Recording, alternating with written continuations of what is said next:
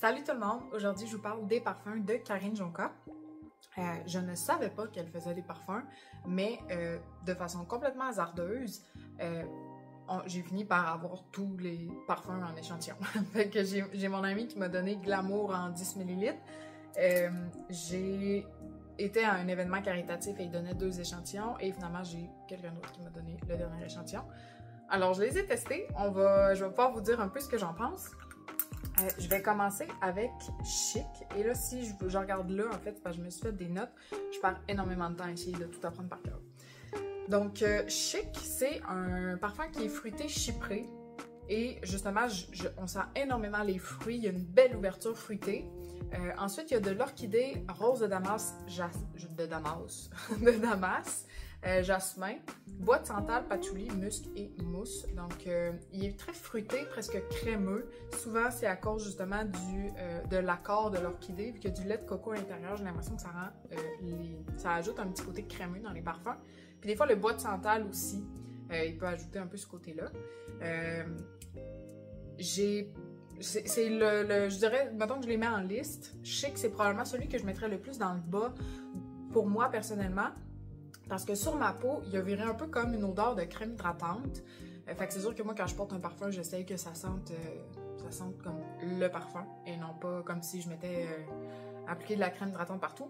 Fait que celui-là, c'est un petit peu moins mon préféré. Il sent très bon. Par contre, je ne serais pas en mesure de le porter. Ensuite, je vais continuer avec Divine. Divine, c'est un parfum qui est oriental et floral. Je prends toutes ces informations-là sur les sites web. C'est sûr qu'avec les notes, je suis capable de savoir que c'est pas un oriental floral, mais je veux pas vous donner de fausses informations, alors je vais vous dire ça directement de la source. Note de tête, on a de la pêche, de la pomme, du citron et de la bergamote, donc quand même très fruité également.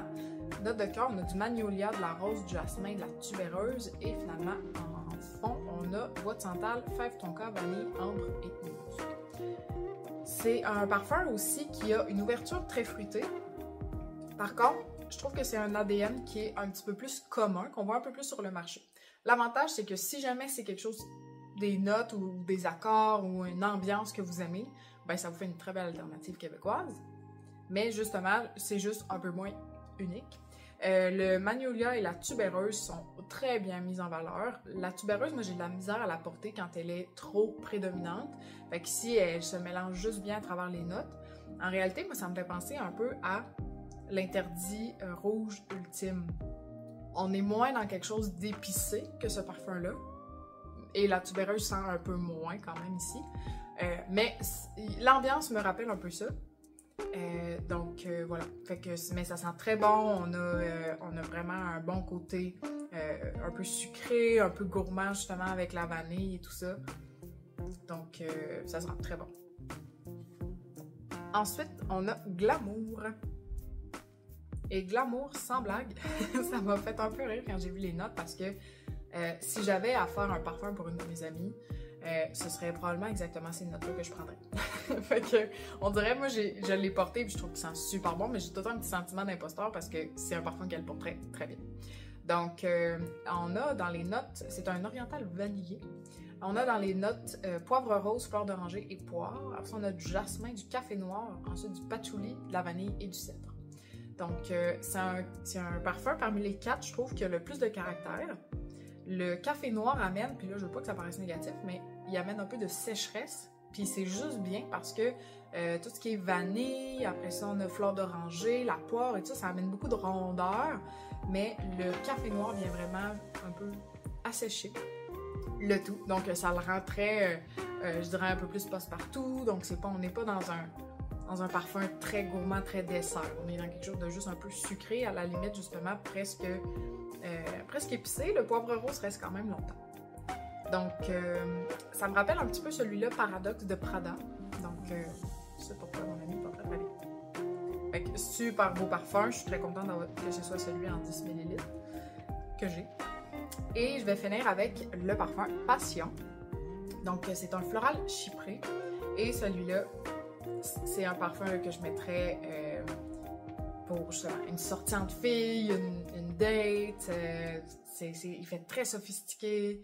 Je trouve qu'il y a vraiment une belle ambiance, puis je crois que le coupable, c'est la note de violette. Je commence à très bien la reconnaître puis à l'aimer. Fait que dans le fond, on a en note de tête la bergamote, des aldéhydes, puis je sais pas si vous prononcez le H comme ça, des aldéhydes, mais ça va être ma façon de nommer ça. Ensuite, on a des pêches. Après ça, on a note de cœur, jasmin, violette, rose, ylang-ylang. Et finalement, on a de fond musc, bois de santal, ambre. Donc, je dirais que c'est très floral. La violette ressort très bien. Le ylang-ylang, souvent, il fait plus sérieux, plus mature. C'est une note, par exemple, qu'on sent beaucoup dans Gabrielle de Chanel. Ici, on le sent pas comme ça. Il est bien camouflé, il est bien mélangé avec les autres notes. Après ça, le musc, le bois de santal et l'ambre, ben, ça fait une super belle finale. Ça fait en sorte que le parfum reste vraiment bien sur la peau. Et c'est ce parfum-là que quand je l'ai mis, j'ai eu le plus de bons commentaires. Fait que je pense que je le mettrais au top. Fait que voilà, alors ça c'est pour Passion. Donc Karine Jonca, la série de parfums s'appelle Muse Kaji. Et je ne l'ai jamais vraiment vu encore dans les pharmacies, mais j'ai vu qu'en ligne on pouvait se les procurer. Fait que c'est sûr que il y en a deux particulièrement, là, que c'est des ADN un peu plus connus, un peu plus répandus dans les parfums. Par contre, ça fait des super belles alternatives québécoises. Et finalement, ben, ça reste que ce sont des très bons parfums, je trouve quand même de qualité, puis qui se portent très bien aussi. Fait que si ça vous tente d'agrémenter votre collection avec un de ceux-là, j'encourage pour toi. Donc, je vous souhaite une excellente soirée, on se dit à bientôt!